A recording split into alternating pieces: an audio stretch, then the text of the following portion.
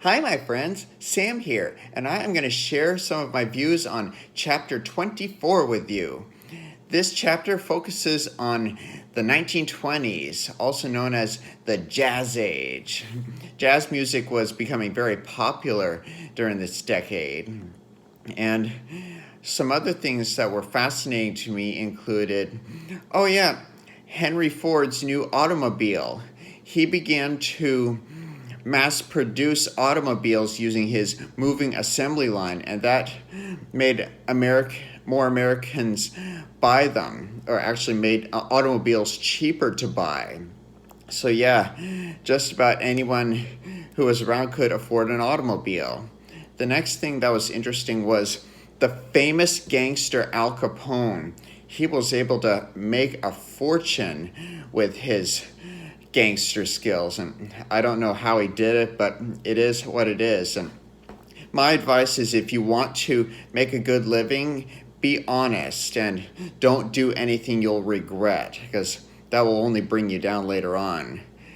The next thing that was interesting is, by the middle of the 1920s, Americans were tired of reform, so they wanted to try to return to normalcy.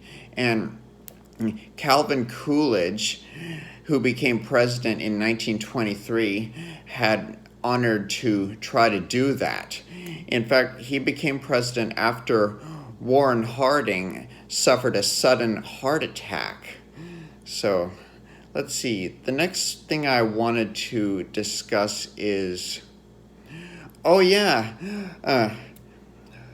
Americans really loved their leisure time. They were spending more money on not only goods, because they do credit, buy now, pay later. In fact, I think that was discussed in a previous chapter. Not only that, but also Americans were going to the movies more times a week. Silent movies were popular, especially with Charlie Chaplin in The Birth of a Nation. And sports, of course, with the legendary baseball player Babe Ruth. Let's see, I'm trying to think what else I'd love to talk about. This was also a time when Republicans were really dominating the decade.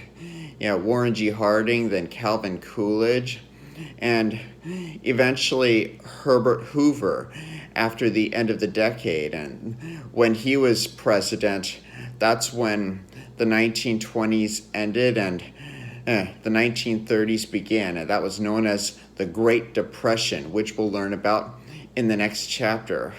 It's just amazing how good times like the Roaring Twenties can end with a splat with the Great Depression of the 1930s. So it's good to have good times, but my advice is make sure you don't go overboard with things, because I think that is what really caused the downfall.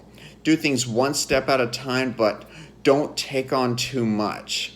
Too much will really bring you down, and it'll cause everything to fall apart later on. So anyways, I had fun sharing my views with you, and I'll see you all in another video. Bye!